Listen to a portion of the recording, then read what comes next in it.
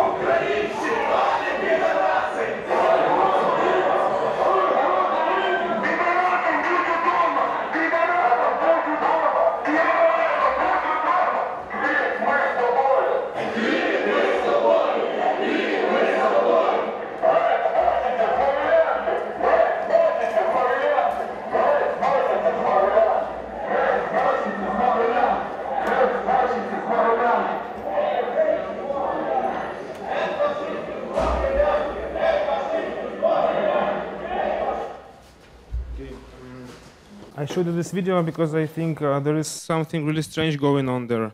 The neo-Nazis are undertaking an art critical endeavor, criticizing the art exhibition Ukrainian Body and the art institution that organized it in the format of a performative action, with arguments like shit is not art and you are shit, sort of colliding into the unsaid supposition that this is not art, that what you are doing is not art.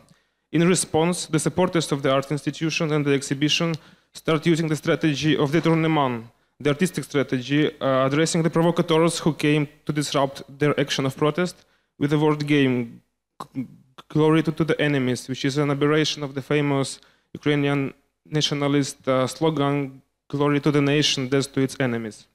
So what happened? How did we find ourselves in this situation? I would describe this as an adverse, obscene result of the politicization of Ukrainian art and intellectual scene that we witnessed in the recent years. And then I'd like to describe the basic steps of this process on the example of my institution, the Visual Culture Research Center at Kyiv Mohyla Academy. And I will start with the confession because our research center has also emerged as another case of insurrection against art, a sort of anti-artistic insurrection on the side of, let's say, intellectuals, which differs us basically from the rap group represented by Nikita Kadan here, which is a result of sort of insurrection of artists against the state, but also against the intellectual scene created by the state. But in our case, the object of our insurrection was the liberal Western paradigm of art and its institutions, represented basically by the Soros Centers for Contemporary Art, and promoting the kind of art famously described as Soros realism. So our insurrection was caused not only by the implementation of neoliberal dogmas into the field of art, and not only by its hardcore ideological instrumentalization comparable to some kind of liquid postmodern form of socialist realism. For instance, application forms of Soros Center in Kyiv, unlike its analogues in other countries, were openly demanding that the artists should state in which form his or her project would contribute to the development of democratic thought in Ukraine. But the real reason for our insurrection against so-called Soros realism was rather a theoretical one.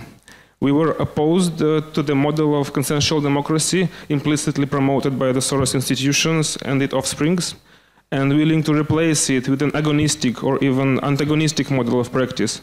A practice based on the idea that antagonism is a much more productive model of the public sphere than the democratic consensus, which is basically a repressive model.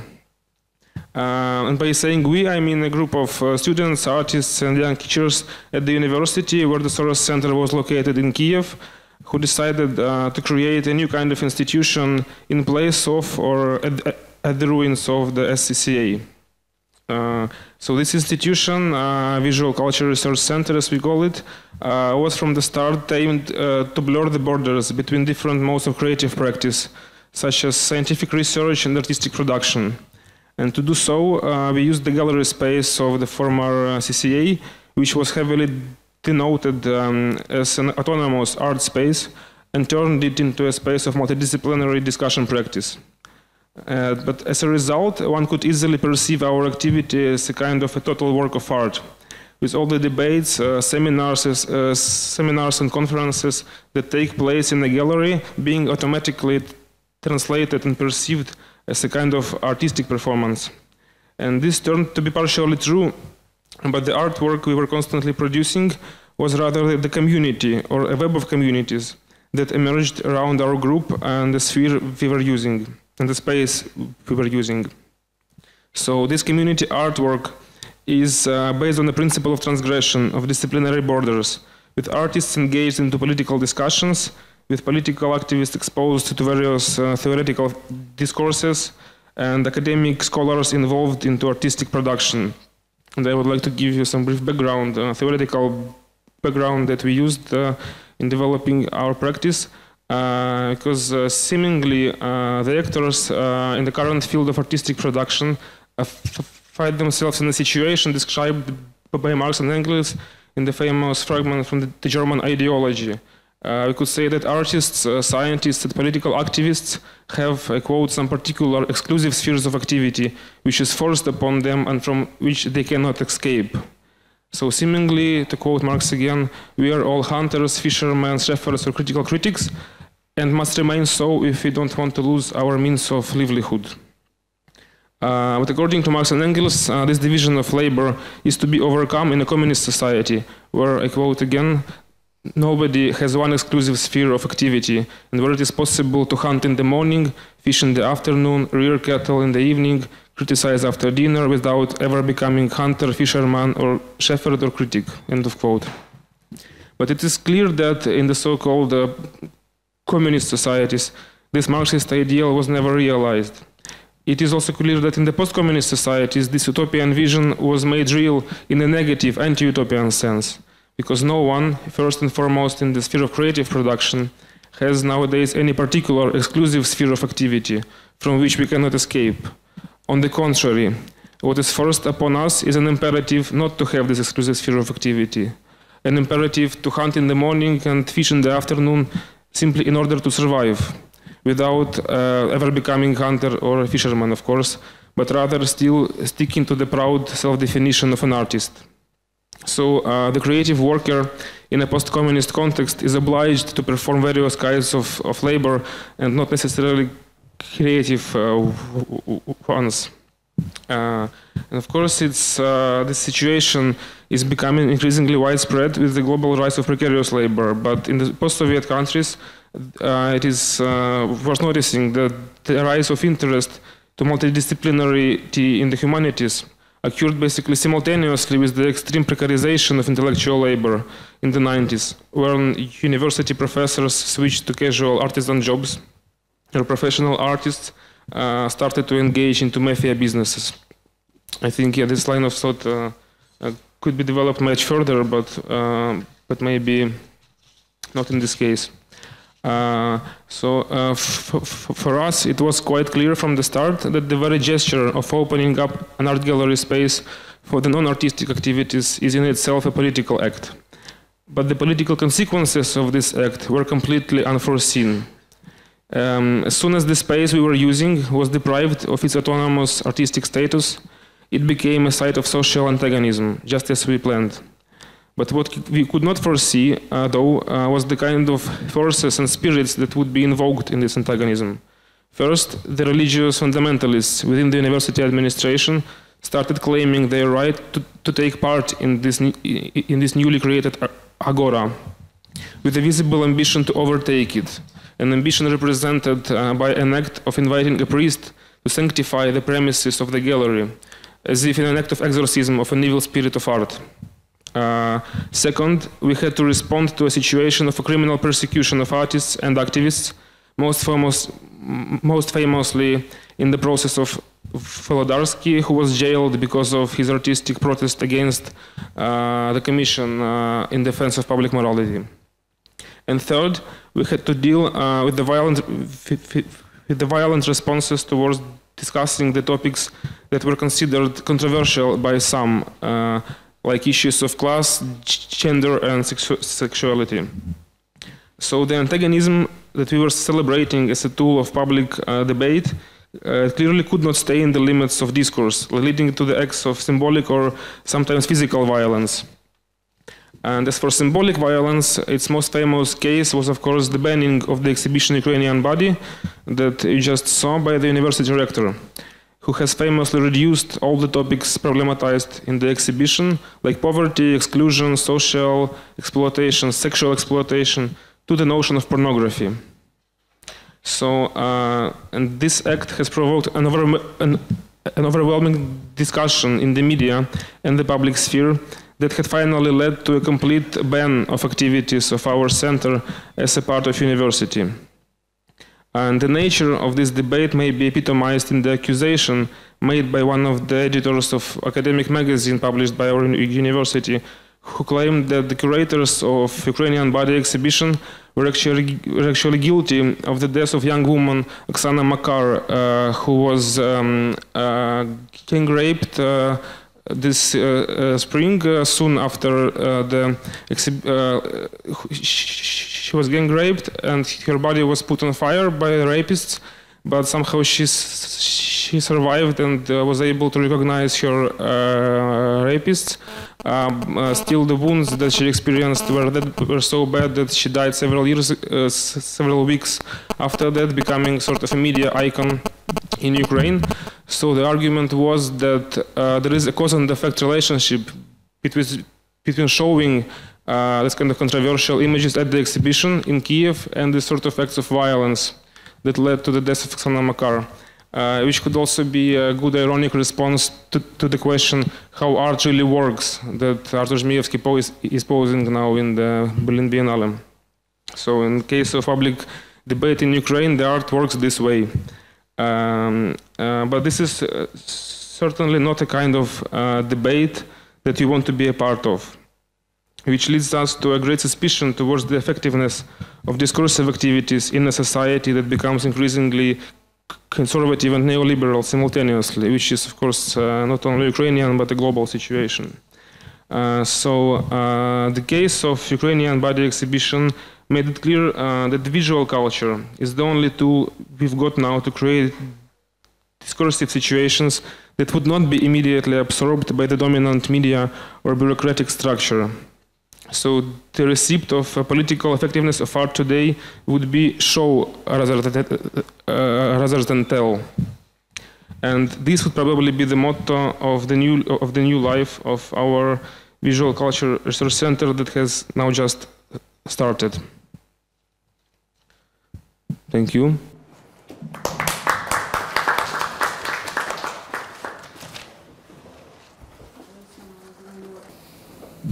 Yes. No. First of all, please forgive me the quality of my English. I hope it will not be too much painful for you to listen.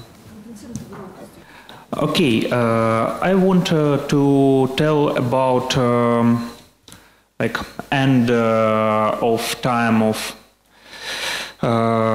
situation I call critical parasitism, and I really hope that this condition runs to its end now, and I want to tell some very modest proposal towards maybe the way of working in art after the end of this period. Yeah, critical and politically engaged artistic activity in professional art institutions is always accompanied with shame and suspicion. It's like take money and run, or how could you bite a hand which feeds you? And when you work inside of institution, you always like a bit like tricky, overcoming some contradictions, using it or even reusing. Actually, you reuse institution, you change its function, you have your own tasks and goals, and you have to find a way how to do what you want here. And institution is like perceived like something sinful, and artist as someone potentially like righteous man, maybe saint person, but only potentially, because in sinful institution, artist becomes sinful also, and his critique of exploitation, different forms of repression, is done like on the territory of exploitation and different forms of repression, and he or she works like one who produces like a human face to the mechanisms of repression. Yeah, and always we have this figure of like purist, moralist, activist artist figure on a horizon, and actually, in some moment you understand that this figure is not standing on a line which you see as horizon. No, it's a part of horizon. You go towards it, and it moves from you.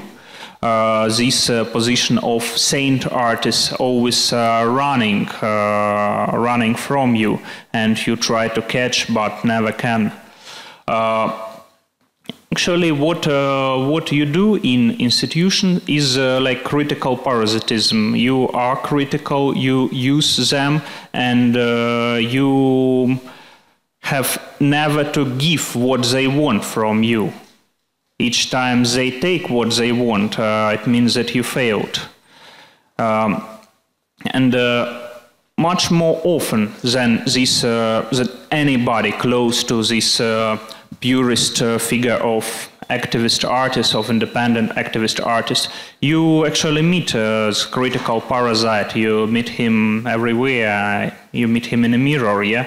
One who reuses institutions without changing their structure, and one who tries not to be changed by them, to keep something, to preserve some purity, yeah?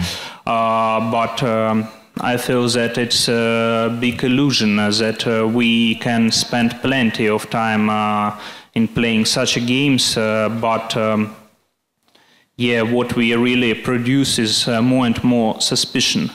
Now I will not speak on economy of double life, on earning money in one place and making art in another place, yeah. I'll concentrate on institution as a figure of common choice. Like, to say very simply, a figure of choice of people who pay taxes in a case of state-run, like public institution, or as a choice of so-to-call elites, or choice of power, or choice maybe of certain group of professionals who like work for private capital or work for state. But in a case of like state-run museum, which is for me like the highest and most relevant form of institution, in this sense I'm very conservative. Yeah, it's a choice of citizens, a choice of taxpayers. Once Hans Haacke told that in a liberal state, which like was formed by French Revolution, we, its citizens, have to control the institutions, but in a like authoritarian state, yeah, maybe private support is much more preferable for art. Yeah. But yeah, I always want to concentrate on citizens' choice, even if they deeply dislike what they see inside of art institutions. If those group of art world professionals, mediators, they act in a really non-democratic way, and they know why do they do it, or they know what is really needed by citizens. They maybe know more, but I want always to concentrate on common choice. If activist art is a bit similar to street advertisement or to exhibitionist in park, who just wants your attention, you mustn't give him your attention, but he really wants it, and he knows how to get it. This is activist art. The institution, and mainly museum, is already chosen by people when they make a choice to come to a certain place to see the art there. Like, they come to the place which they chose to place art there and come there maybe on Sundays, to get in touch with it. Sure, we cannot say that institutional professionals just represent citizens, citizens' will, choosing this piece of art but not that one.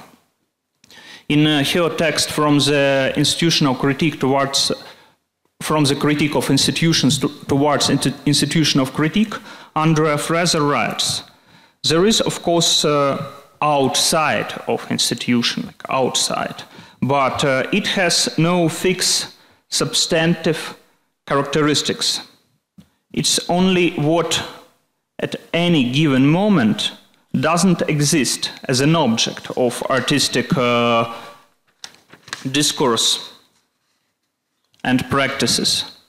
But just as art cannot exist outside the field of art, at least not as artists, critics, curators, like art people cannot be outside of this field as art people. And what we do outside the field, to the extent that it remains outside, can have no effect within it. So if there is no outside for us, it's not because institution is perfectly closed or exists as an apparatus in a totally administrated society, or has grown all-encompassing in size and scope. It's because the institution is inside of us, and we can't get outside of ourselves.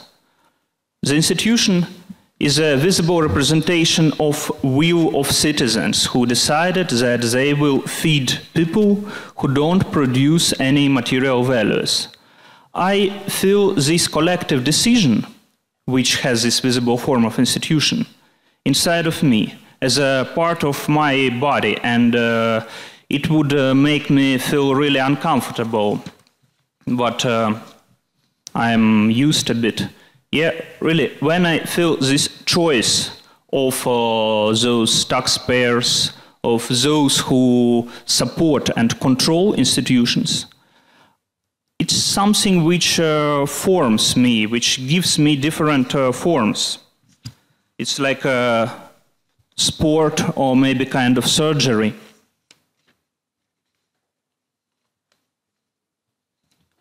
If I connect it to this international system of contemporary art only, it would be maybe a bit less vulnerable, because I never understand how it works totally, and somehow I'm pleased to feel a guest when I come to these exhibitions where I participate abroad. But in like my Ukrainian post-Soviet conditions, I never can get totally used. I feel it as traumatic situation, in the post-Soviet state-owned institutions, I feel from one side different forms of like radical conservatism, like efforts to freeze all the art process and to give it some very stable forms, yeah, and very well controlled forms. And from other point, I feel this invasion of private capital on the territory of post-Soviet public institution, which has absolutely, like not absolutely, which has different form from what happens in the West and from even what happened in Moscow last years or last maybe 20 years. But the forms it gets in Ukraine, these are very, I would say, expressive forms.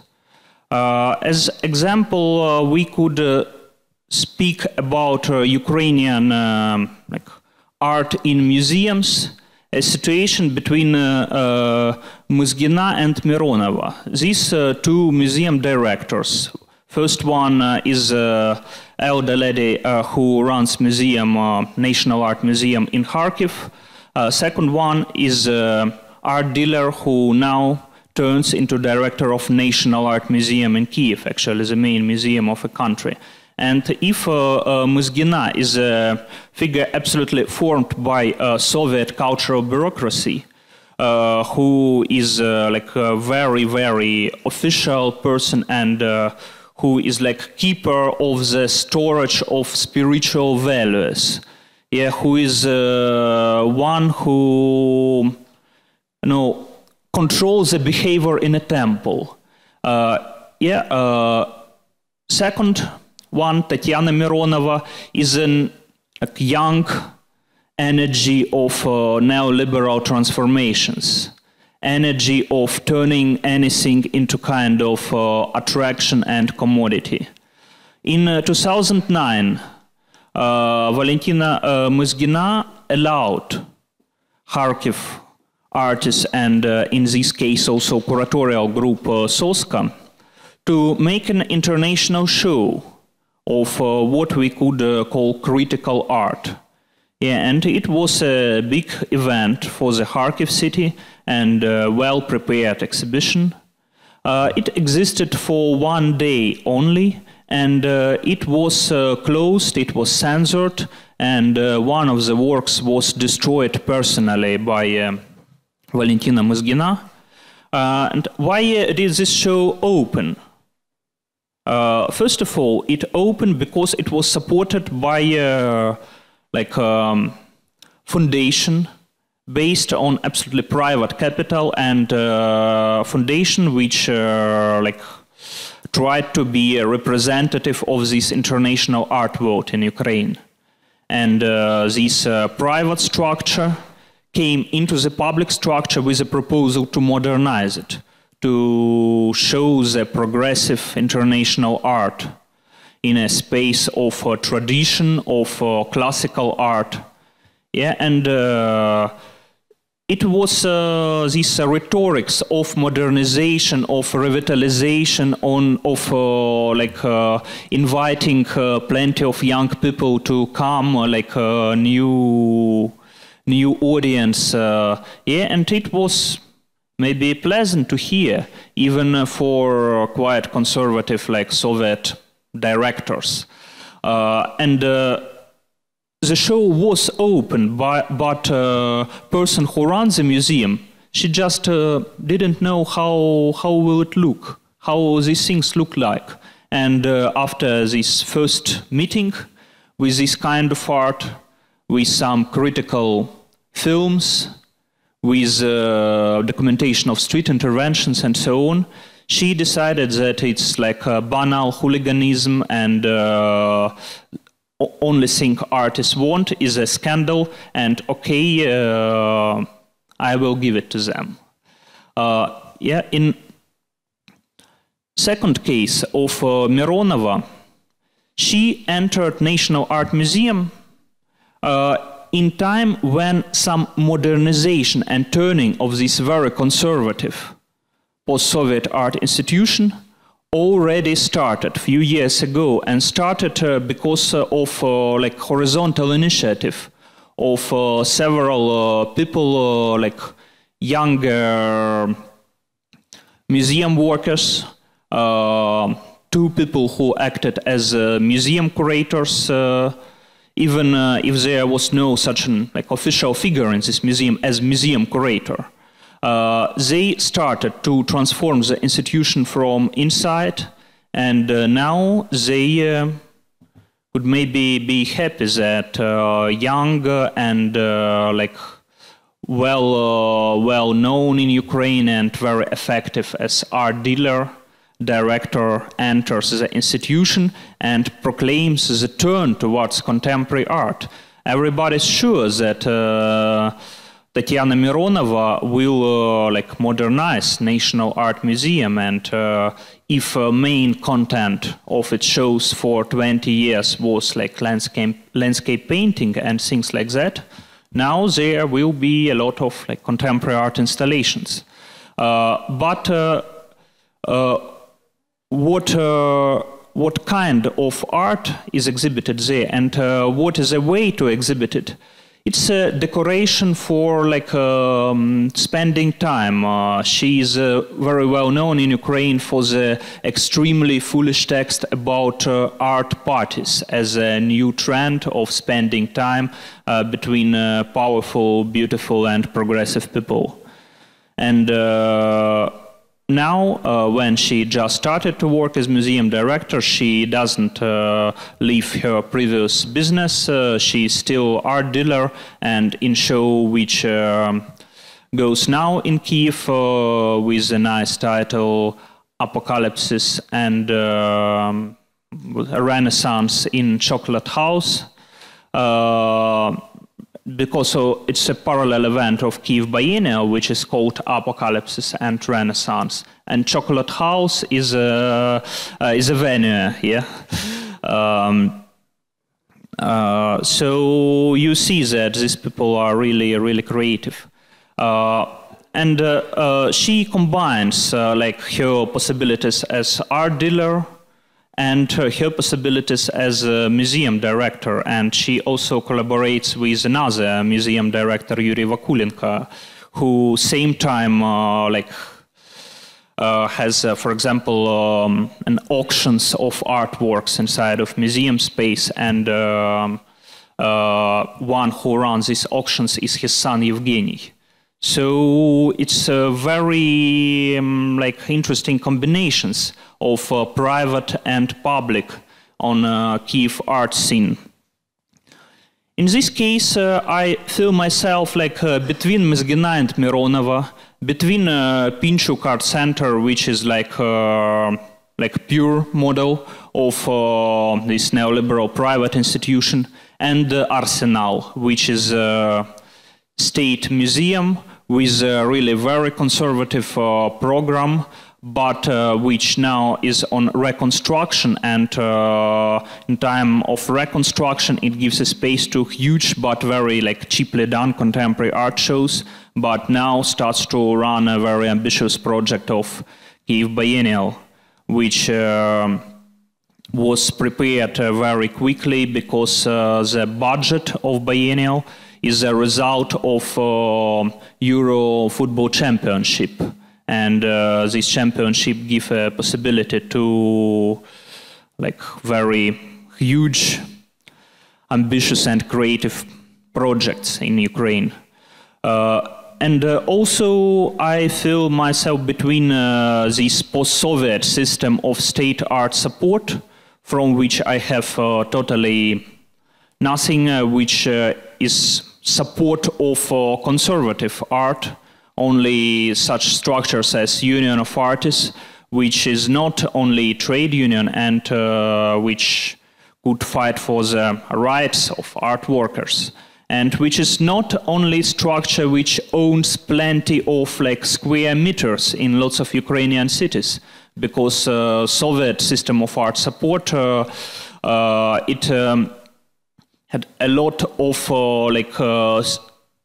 studios given to artists by state for free, and between Union of Artists and Western art institutions, where I can live this nomadic life of artists moving from one residence to another.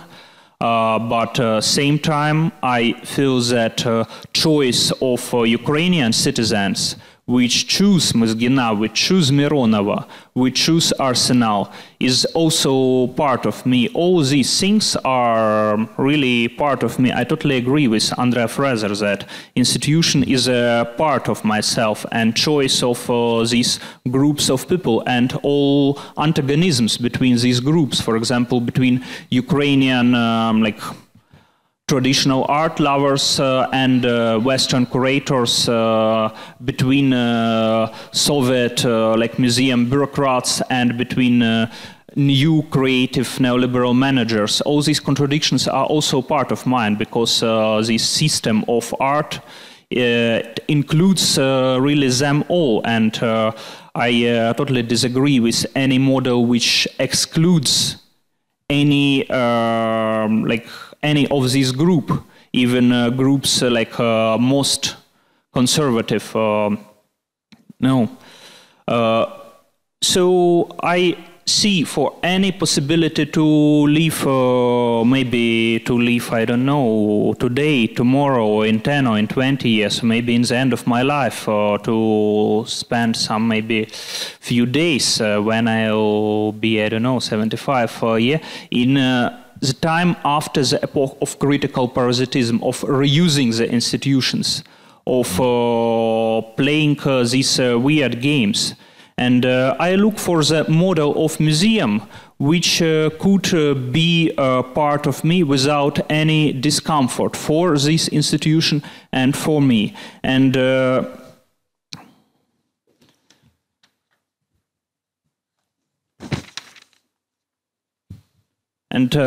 unexpectedly, I find something which looks very close, very familiar to me.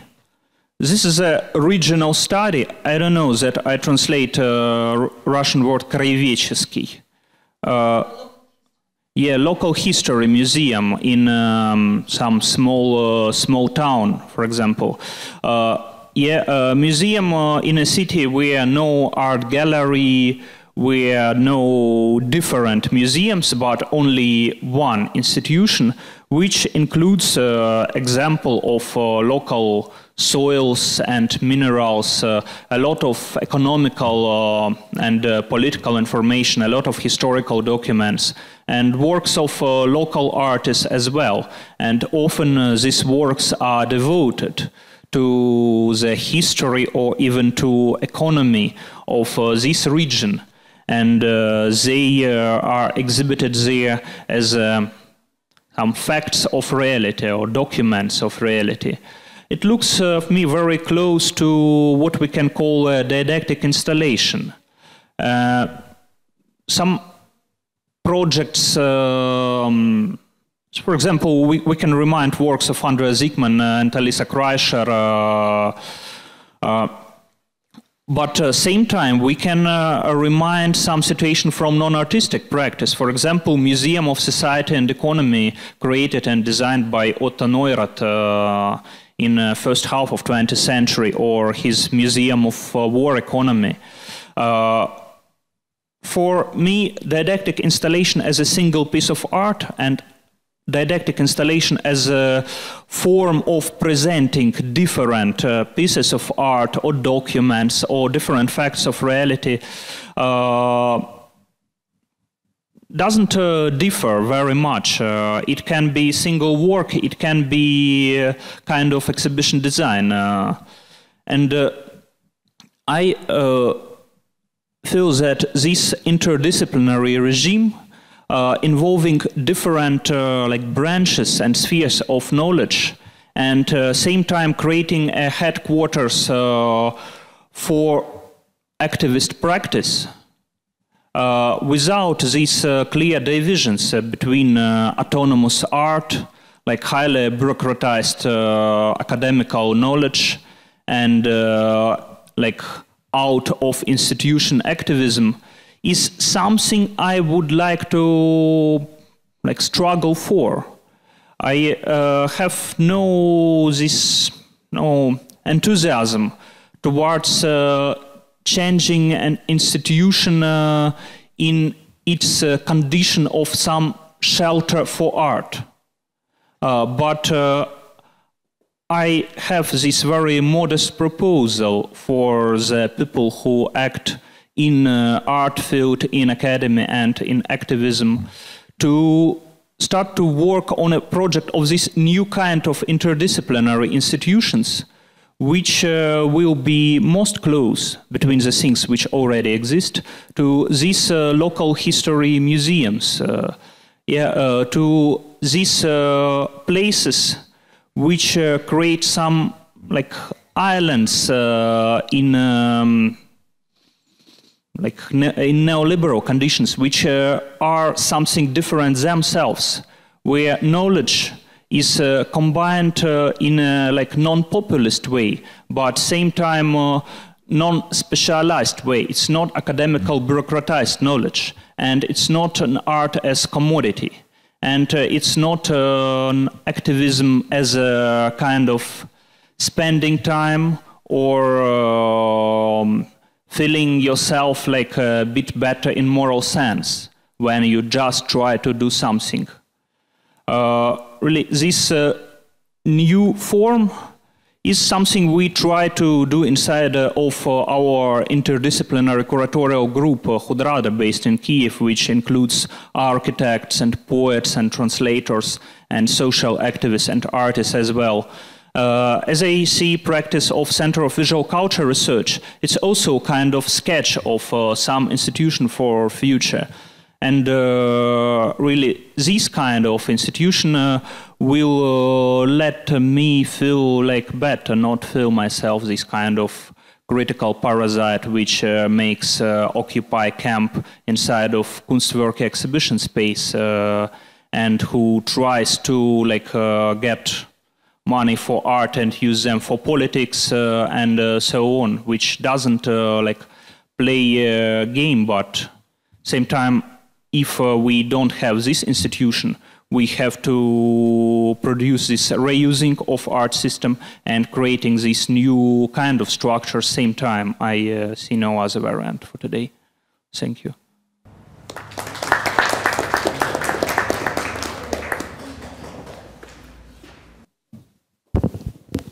Hello. Okay. So I have lots of questions. I hope you too. To both of you, I'll start with Nikita because they are fresher in my mind. So first thing I wanted to say that we have to remember that in my understanding, if art is not a commodity, that it becomes propaganda. There is no third way. Actually, I have nothing against art as propaganda. I enjoy it much more than art as a commodity. My interaction with propaganda is much richer and more interesting for me. But just let's not have any illusions that it can be like neither nor. Second thing I wanted to say, as far as I understand, you still prefer Mozgina to Mironova, yeah, as a type, yes? So you, sure. No? Surely sure, not? Absolutely, sure, yes. Sure, yes. Yeah, that's what I understand. Yes, so definitely the old Soviet bureaucrat is better than new neoliberal, and these two stories about two types of censorship they imposed are very typical. The first one was more naive. She banned the whole exhibition outright, which created a possibility to write about it. I wrote myself about this project because of that. We made a big story out of it. It became the project in an agonistic way you mentioned, became much more interesting. In the second case, Mrs. Mironova simply removed part of the artwork, not even telling the artist that there were several figures there, and she simply removed some of them, hoping that the artist will not notice it. Yes, so that's all the interesting story. But my question is, so I missed this part, maybe I was not attentive enough. I'm interested how you deal with this question of democracy, art and democracy. When you're saying, how about this story about taxpayer interests? I'm asking because the activist group of artists in Moscow made it part of the claim of the trade union of artists, and now they are preparing a list of demands to the new Minister of Culture, and among these demands, there is a demand of kind of civil control over institutions, control of the taxpayers over institutions. I'm telling them, are you crazy? What are you doing? Yes, so because if we create like taxpayers control, that all our institutions will be immediately dismantled, and we'll only have like 19th century landscapes exhibitions. Mostly, maybe I'm wrong, but if I understood you right, you kind of masochistically enjoy this imposition of taxpayers' interest. You even compared it to surgery or difficult sport. How do you see this situation? Yeah, first I wanted to say that I don't agree totally with this division of art as commodity and art as propaganda. I think art can also be like spreading some, say, weird kinds of knowledge, which is not really propaganda, because, like, for example, it's no sense to agitate some people with anti-fascist exhibition if they all are anti-fascist and everybody who comes just agrees with this totally, and nobody other just doesn't come to this exhibition. It's no sense for agitation, but it's a sense for reflection, for like developing certain knowledge and developing it together. And I think it's neither propaganda nor commodity. I simply counted as propaganda too. Yeah, in my vision, it's another type of propaganda. Yeah, and regarding this like control by taxpayers, I feel it maybe, yes, in a bit masochistic way, because all forms of acting inside of art system with this politically engaged position, they are masochistic in this or that way. So it's like one of the variants. Same time, I want to make an effort to address these people through institutions they have already chosen.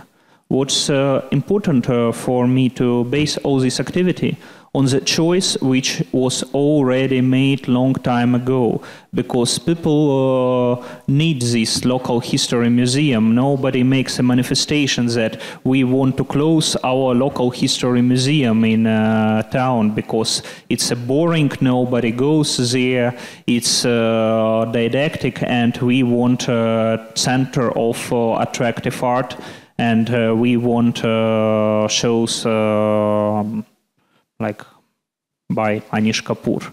No, yeah. you think people do not want this? I think this is exactly what they want. But yeah, but same time they don't want, for example, shows of how maybe they say provocative art or radical political art. Maybe, yeah, Disneyland, if they will see it as it happens in Pinchuk Center in Kyiv, when it's first meeting of people with contemporary art in their lives, and there are a lot of delight. Yeah, it's like family coming to Disneyland, and family from some small town, yeah, came there for first time. Yeah, but nobody wants to ban this like boring didactic state-run institution.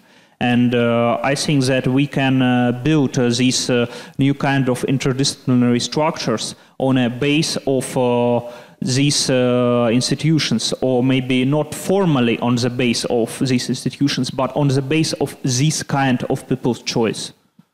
You know, the only thing I wanted to say, to finish it, I also thought about some institutions in Moscow that they will exist forever, like the stage Dynamo, for example. Yeah? So, like, which people have chosen, yeah, in the 30s to play football and to watch football, and which was used to be a great architectural monument, an important part of Moscow, and then suddenly it disappears and that's it. Yeah? So they dismantled it, and there will be a shopping mall instead. So I'm not excluding that that Tretyakov Gallery will not disappear, but turn into something else, or a Pushkin museum.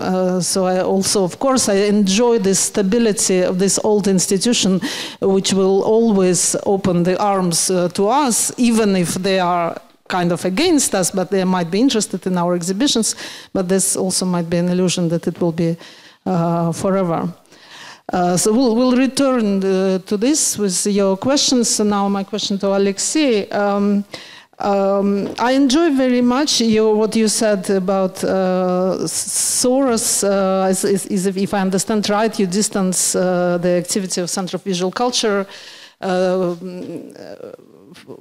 from the Soros politics, where artists had to fill a form to prove that their project will contribute to the development of democracy in Ukraine. I remember these things very well, but are you sure that this kind of criteria are of this kind? Yeah, of course you would understand the democracy in a slightly different way. You would understand the political goal, the political ideal in a different way than Mr. Soros does, or maybe even not that different. But still, are you sure that this kind of criteria is not working in the case of Center of Visual Culture, that you are not choosing, or the curator is not choosing works according to this same criteria? No. Is it working? Of course not. They don't choose, or like we don't choose any kind of artwork based on the criteria of,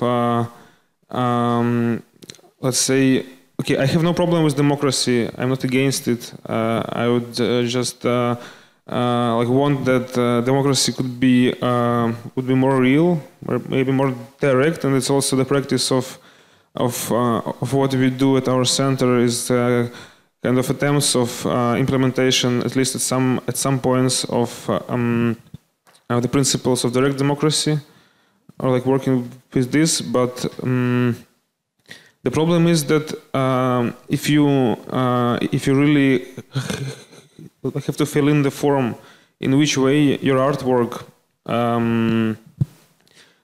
contributes to the development of democratic thought, which was actually the formulation, then it is a guarantee that your artwork will not contribute to development of democratic action. This will be because this is a sort of an like indulgence, an excuse for doing something like properly democratic art. And I also have a problem with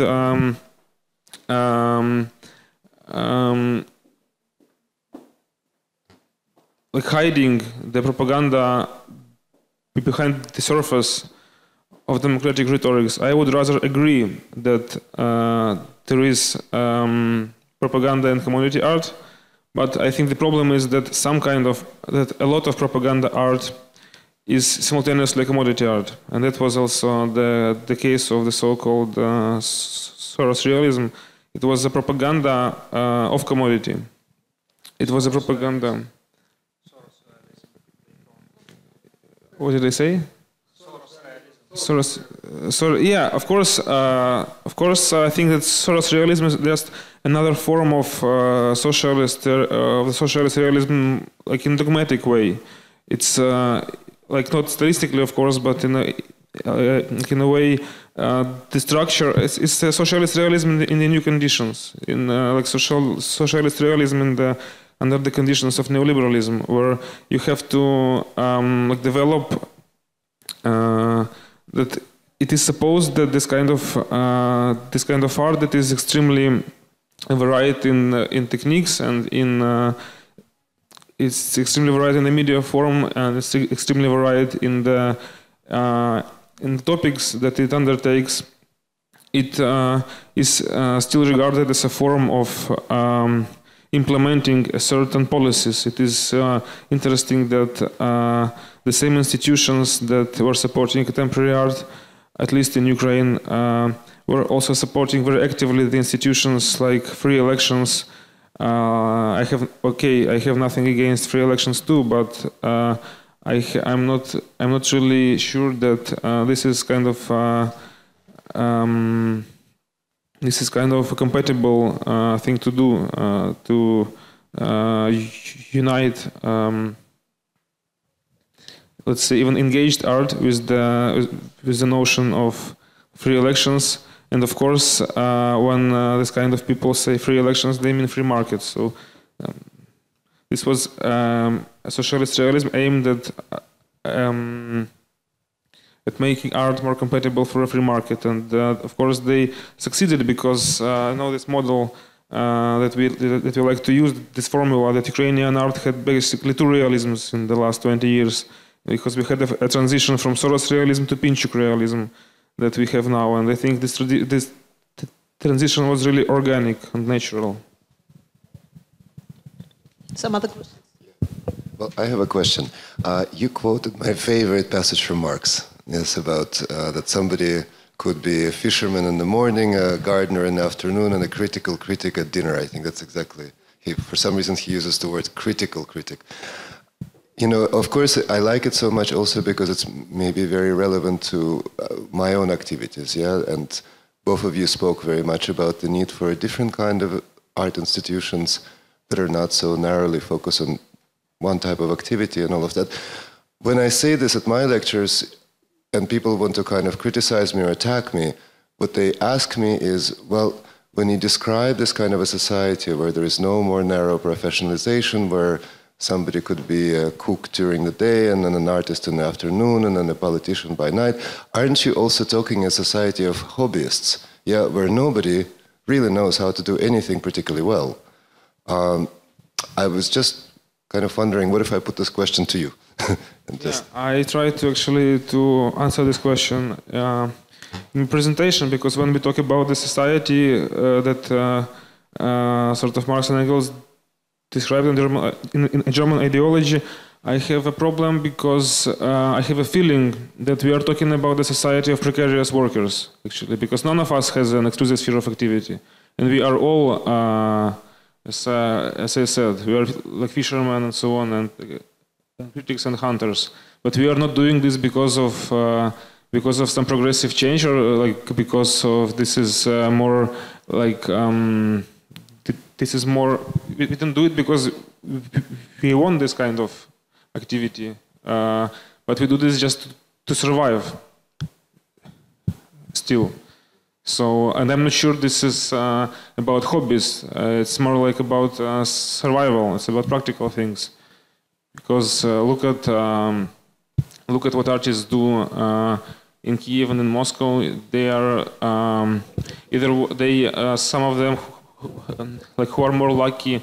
Let's say they work at election campaigns, and some of them who are less lucky work as woodcutters and like artisans. So yeah, this is probably already realized, but in a completely negative way. And but still, I think there should be a way to turn it into a positive thing. But okay, speaking about the progressive potential of precarity is too much. I think it would be not fair at the moment. Because it would be really like easy. It would be a really good argument for actually our opponents. That okay, this is what you wanted. You're precarious. You can like live in a Marxist utopia.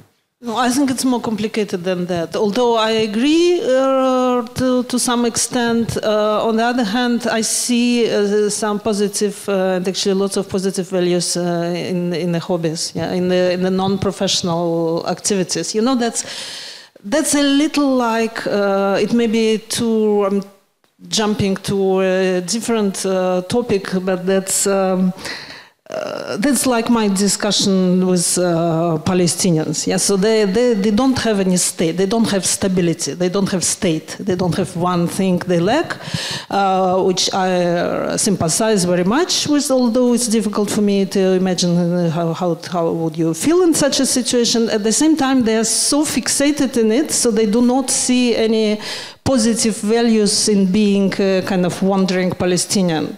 I understand, I'm very well aware of the pragmatic political problems they encounter, but still they could have seen something in this condition. And I actually think that it's not just imposed on us, it's a different situation for each of us, and it's a different jobs people take. And I'm not saying that each of this has to be enjoyed, but still I see it's not bad that it's not professional. This kind of deprofessionalization, as you know, was one of the slogans of Soviet avant-garde, of Sergei Tretyakov. And actually they thought that this is the way out of bourgeois culture to the different attitude to it. So I think we still, being aware of our precarious condition, we still have to also be aware of the positive things. Maybe not this precarity, but the non-professional attitude to what we are doing might bring. I'm very much for amateurism. But maybe I just want to add that the pressure is not on economical. Like you describe, of course, it's all completely correct about precarity, but let's say it could also be a different kind of pressure to become your own institution, to become this kind of one-man band, right? Because actually institutions are so terrible, they're so mediocre. So if you want to participate in one, you kind of have to make one yourself. Publications are so terrible, yeah? So if you want to have a decent publication out there, you have to start it yourself. And this translates almost into every aspect of artistic activity, or that's how, let's say, I feel and quite a few people I know. So you're kind of pushed in a situation where you have to do a lot of things that maybe you're never been trained for or anything like that, but just because the overall standard of things is just so incredibly low. But anyway, so here is my rant. But should I pass the mic? Just one thing, I think I totally agree with what Katya Diogo is saying, because remembering what was going on in the 70s and 80s, it was semi-professional all the time. Moscow, and not only Moscow, underground art been semi-professional, and only because of that, even Moscow conceptuals could reach some kind of results, which is still significant and important. Thank you very much for your speech. Another day, another beautiful day here at Stella. My question was prompted by the controversies you talked about in Ukraine. Certainly, and obviously, the provocations by so-called critical art was deliberate. But the scale of the outrage in size was obviously miscalculated. And these events exposed, in a certain way, socio-political and ideological conjunctures of Ukrainian society and post-Soviet context in general. And I wanted to ask you how to retain, in a sense, critical potential, but not slipping away in this, what Kharkiv Soviet bureaucrat called scandalous and shameful hooliganism, which she was not completely wrong if, given the fact that these exhibitions were not constructing meaning in a positive spirit, and in a sense that institutional critique in this case triumphed in completely destroying the institutional support and polarizing the public, turning the working masses against itself.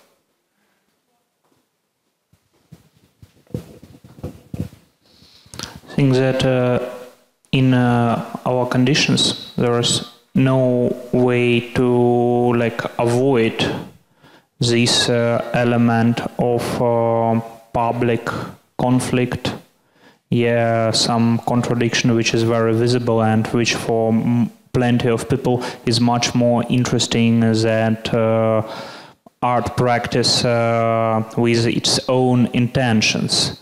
Yeah, really, in the case of Kharkiv Museum, Soska Group and Valentina Mezgina, we can see that like this institution wasn't taken by artists as something which is, using the words of Andrea Fraser, is inside of themselves, as a part of their bodies. It was like as a body and quite aggressive, and they had to like play their game with this like aggressive beast, yeah, to sell him this show, and yeah, to make this some nice fake effect, yeah, of show, modernization, revitalization of museum. Great, we turn so progressive, and we don't lose anything. We don't feel any pain. Sure not.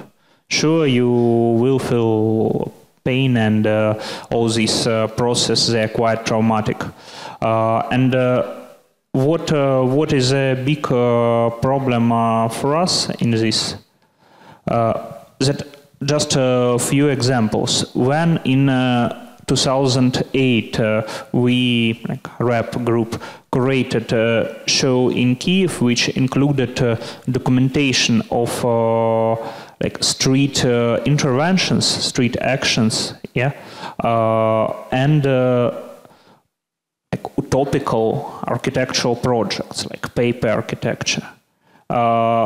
This show was closed with a very loud scandal, closed by city authorities, and one of participants of the show, Vaina Group, they like use this situation in a very skillful way. They were like highly qualified operators of such a scandal, and they turn it into their new artwork, and we supported them. Really, we as curators felt responsible to help them to like work with this situation, to continue the work. Yeah, but and it was their success. They made this fest in Kiev subway after Moscow version. Yeah, but the architectural element of the show remained totally invisible. One group, one of participants used the situation because for them the situation was like totally adequate, yeah, and for others the situation is like dead end. It's no way absolutely after that. And the same with artworks on Ukrainian body exhibition. This contradiction between like progressive, self-organized microstructure, center of visual culture, and this highly bureaucratized and nationalistic and xenophobic monster of today's Kiev Mogil Academy, it was in some sense very productive. Yeah, but all the works, they remained like slow victims of this situation. They produce some like truth for this world only by being killed, and then their dead bodies were shown, look, these bad guys, they did it.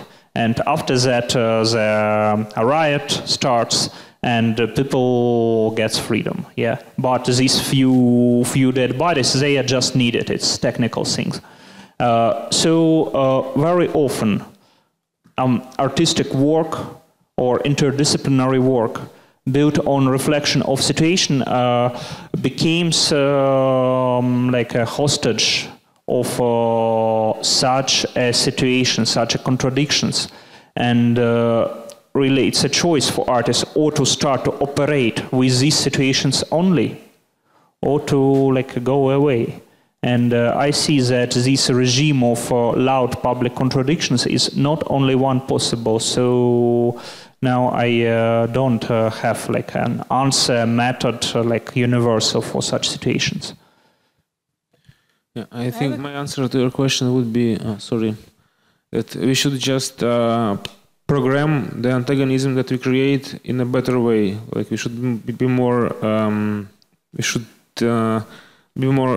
to foresee its results, because I think that none of the sort of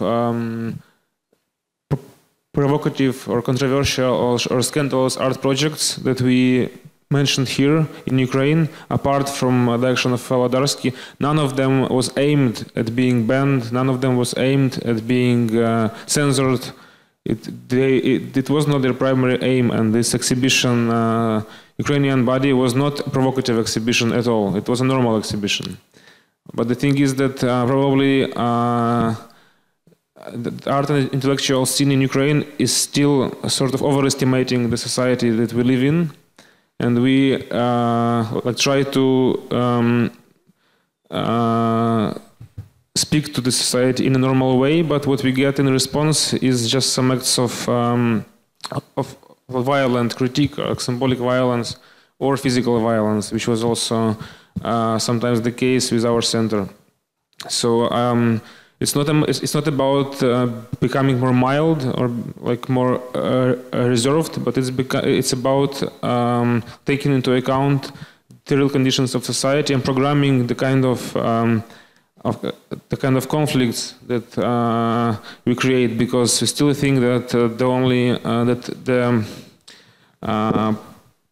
programming the antagonism is the most productive way to continue. Can I ask a question? Here arises a problem with antagonism, which is a notion imported from the big other, from the West, from a Belgian philosopher. And here also, which is problematic, as the artistic practices, which are also imported, in a sense, from a history of art in the West. Performance, installation, irony, and détournement, avant-gardists.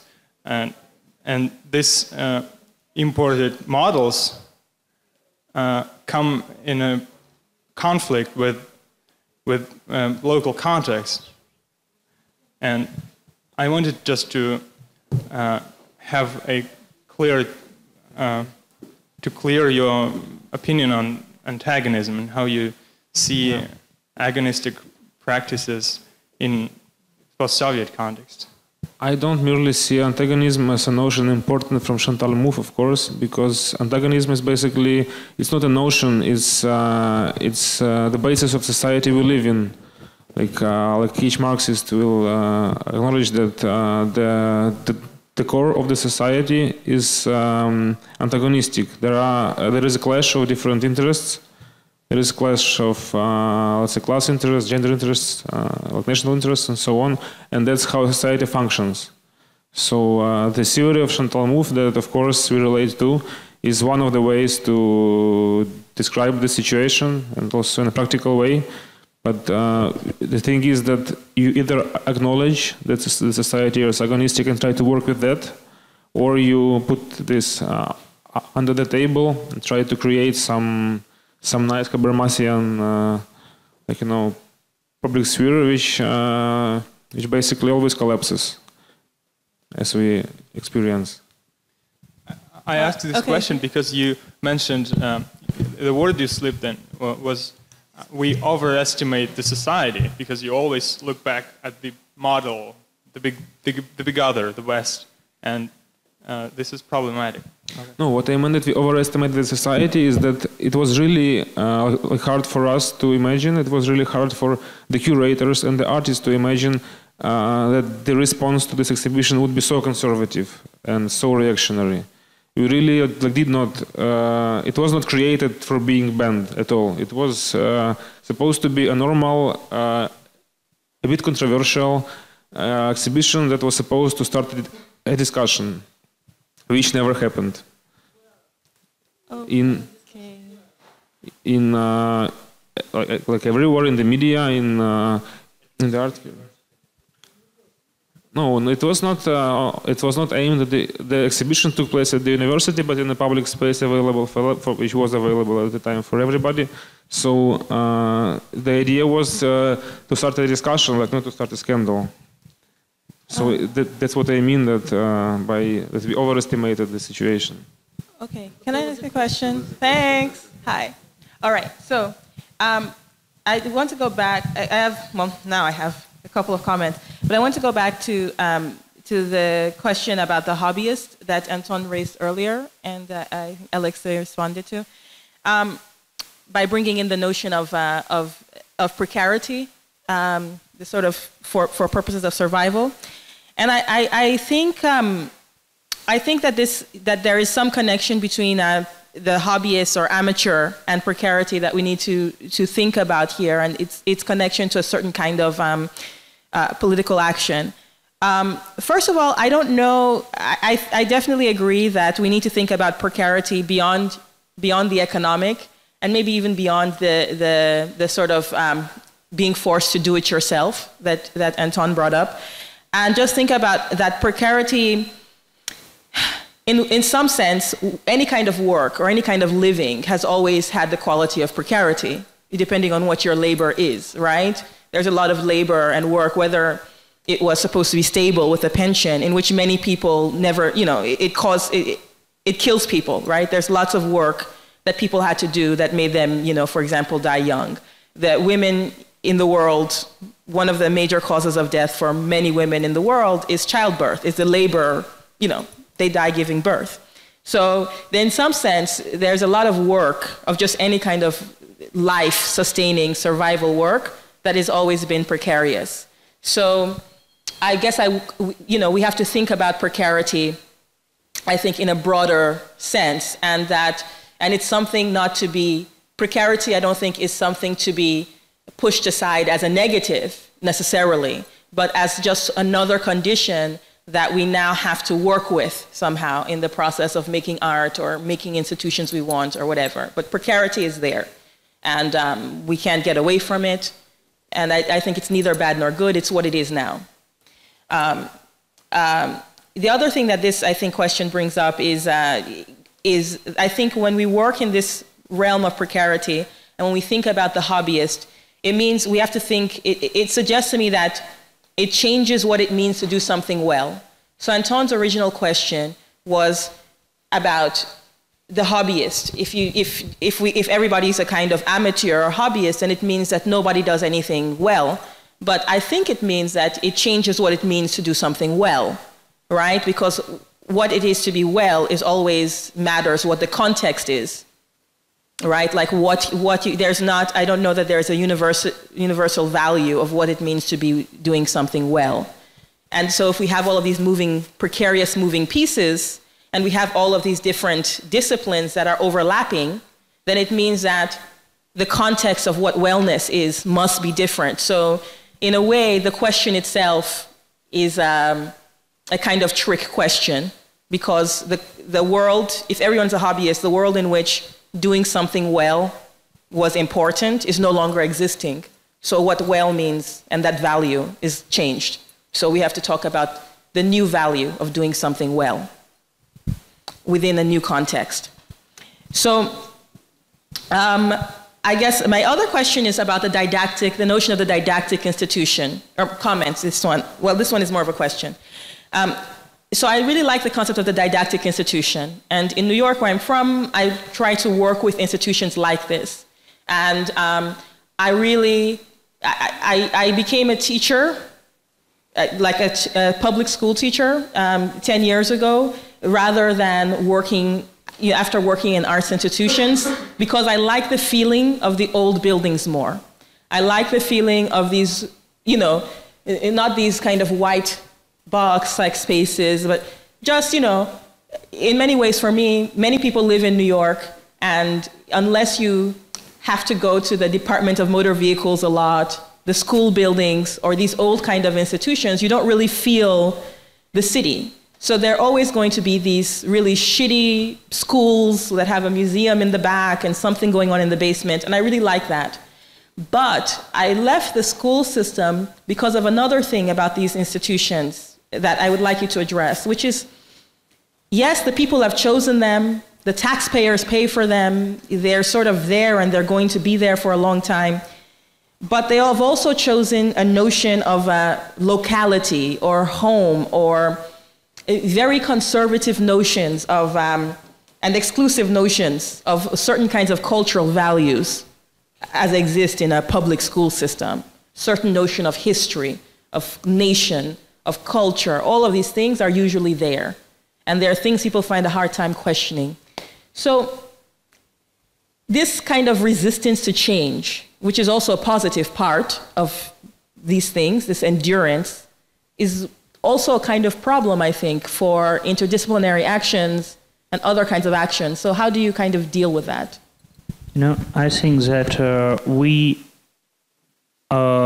should not so like strictly connect this idea of interdisciplinary didactic museum with home and locality.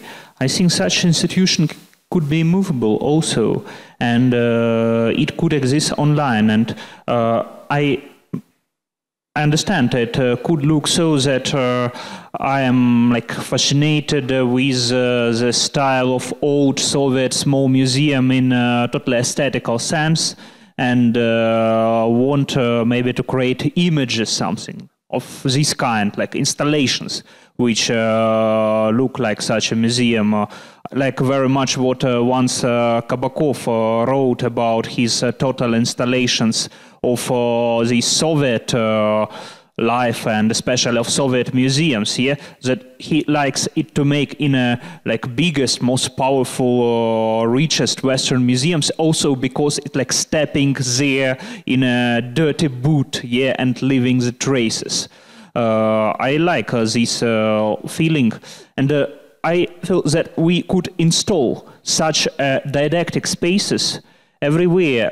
For today, we can make a didactic installation in a like contemporary art museum or in commercial gallery, anywhere, even in art fair booths. But in time, when this didactic installation will function there, this space will turn into library or into gymnasium or into social center or into canteen, cafe, bar, anything else, a children playground. We can transform the spaces, but the issue is to make spaces work, to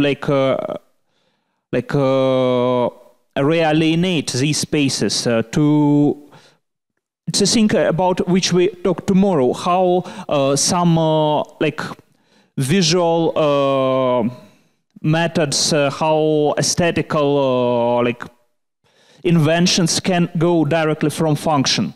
And for me also is important that education of this kind is not of it's not that Paulo Freire called a bank model of education, yeah, but the model of like educating each other. It's a practice of building community, building certain form of collective life, building maybe a collective body with its very special like organics. Yeah, so it's not obviously about location, about static location, no. I have a question to both of you, since we are talking about, you were talking about the audience, and the audience you underestimated, and the audience you would like to use spaces that they are used to go. Have you ever seen and talked to one single representative of this audience? And if yes, what was your experience? If we do not count the art community, how do you see, who is this person, and have you seen him or her? Like audience of these exhibitions, which would be not part of the art community, some kind of general public. If it exists only in your imagination, then who is he or she? If you have talked to him or her, so what were your impressions? Because I have my impressions of the exhibition Ukrainian Body, but I'd like to hear, I mean, its relation to the audience, but I'd like to hear your... Because I have the feeling that it remains completely abstract, this notion. Is it really that abstract, or you have some image of this audience in mind? Yes, I do. Right now I have a really good image of our audience, because at our new venue that we just opened, we started with an exhibition, another sort of controversial exhibition, which is not our focus, but it just was in the program. So we just had to do controversial exhibitions in a row. So this is an exhibition about queer families, exhibition of photographies of queer families, and one of the parts of this exhibition is a guest book, or how do you call it, книга отзывов, about the exhibition that the artist has deliberately put there just to learn the feedback on this topic, which is highly contested topic in Ukraine. And the other lucky thing was that the guardian of this exhibition, because we also had to hire a guardian for some reason, is very collaborative to the extent that he asks every visitor to write something in this book. And what I'm really surprised about is that there is like a lot of entries already. And what I'm really surprised about is that there is only one negative entry, which is not homophobic. It's just an entry like saying that this is not a good exhibition or something like that. So I think that, of course, this is not a real constellation that we have in society, but also this is the audience that we have. I also know that for some reason a lot of school pupils are visiting this exhibition also because of these entries, which is sort of a nightmare, you know, for religious, like anti-gender activism, because this is exactly what they see, these kind of art exhibitions about unconventional sexualities, like propaganda of homosexualism, like already banned in Russia, also planned there are plans to ban it in Ukraine. But the thing is that the audience really surprises me all the time, not only in a negative sense, but also in the positive. Most time of my work in art, I live as a hostage of art system. So like art people go to my shows and that's all, and I'm used to this. But for example, now we prepare an exhibition in Sevastopol where absolutely no people from the art world, and we work with this very conservative kind of museum, making an didactic show with an interdisciplinary element. So all like in this my program. But time to time, before we met with people in situations like a bit more special than an exhibition in contemporary art museum. Because, for example, to make an exhibition in some wagonette standing in the center of a city, it just this kind of art advertising itself in an aggressive way, willing for attention of people. And then we had a quite big experience of talking with people who just passed by and entered and have seen things they have never seen before. But I think that Pinchuk Center, with its very long queue and plenty of people who visit it as some park of attraction, is an also special situation, because not only people from art world go here,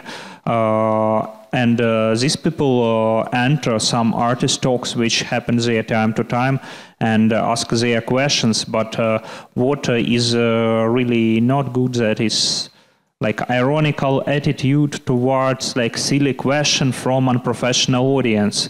And I feel this disease also partly inside of myself. I try to struggle with this with different success, but and also between these examples, experiences, when we started to make exhibitions in Kyiv-Mogila Academy in 2004, 2005, we met with university audience, and then when our practice turned into a bit more consciously political, we met with activist audience, and it started when Andrei Movchan invited me to talk on Kyiv Social Forum, and then it happened like meeting of artists, engaged artist community and activist community.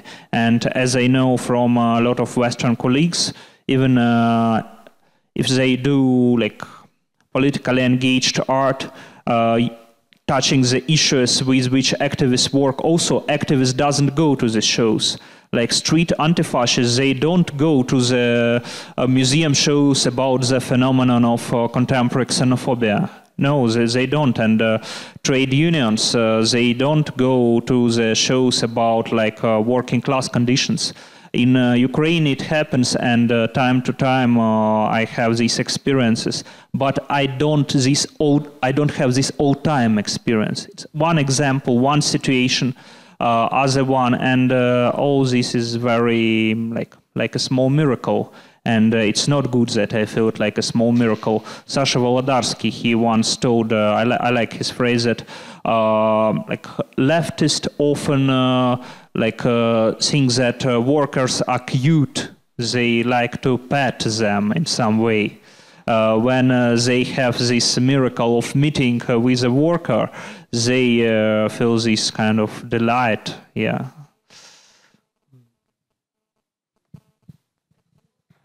One thing I can say, well, which in the experience I have, that it's completely different story with the people who working in the exhibition. So the best contact we had in every exhibition, and no animosity at all, was with those who were working with us, like installing the exhibition, guarding it, or involved in some other way. It was always easy to explain things. There was time for that. They were really interested in that, and they really felt connected, and even started like yogurt, taking initiative and collecting other people's opinion and even defending this art. So it really shows that this is better than the pure spectatorship. So I guess in the case of Ukrainian body, I don't know what was planned, but I think this exhibition was impossible to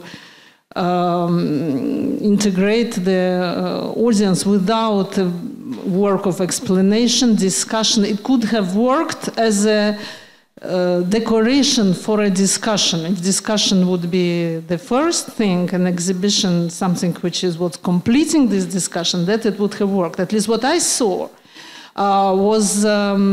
it's not bad at all, but what I saw was an exhibition which was aimed at imaginary audience. It reminded me very much of the exhibitions in the Soviet Union of unofficial artists which were aimed at imaginary West, at some imaginary instance which is the highest judge and highest truth for all of us. And I had the same feeling, although West doesn't exist anymore, we are all in the West. It was still aimed, not even at the art community, not at all. So it was not like speaking to each other like it would be a case in Moscow conceptualism. It was speaking to someone who's not there, but this someone was definitely not the Kiev audience. So I don't know. I wouldn't say that you underestimated the audience. You didn't take it into account, I think, at all in this project, which is not necessarily bad, not at all. But if you would want to do it, I think that moving to this film theater might be a very good thing. Actually, this might involve audience in a much better way. I wanted to add that I did not curate this exhibition, so I'm only partly responsible for it. But I think that this imaginary audience that you speak about, it exists, and this is a kind of and probably if this audience, if this exhibition was aimed at some audience, and I think it was the university audience, because at our university we have this kind of sickness that we imagine ourselves as a model of society. So we think we have this illusion maybe that what is possible here is then possible outside in the society. So maybe this is the reason, and probably this is not the case. So that's why you may get this impression that this audience simply doesn't exist. But I think I can imagine the audience of what curators had in mind when they did it. I think I can imagine it really well. This is the university as a model of society. Now, on the opening of Ukrainian body, I said one thing. I'm very unhappy that I was too much right. I told that this exhibition is like formed by the view of extreme conservative, because it like influences this conservative attitude. It like oriented to certain points of conservative consciousness, and this imaginary audience of this exhibition are really extreme right. And it happened so like they became like non-imagined, they became real.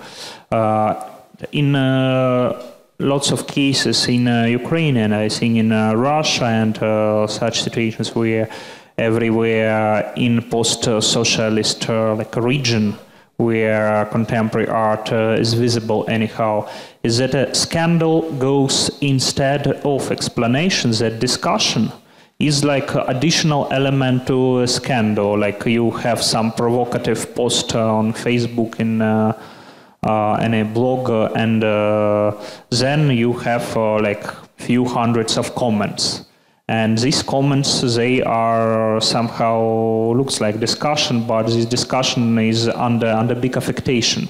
Just people start to talk about art after some catastrophe happen. Like art is not enough as a reason to talk, but catastrophe of cancelling, censoring art show, criminal prosecution or violence against artists is a reason to talk. It's enough.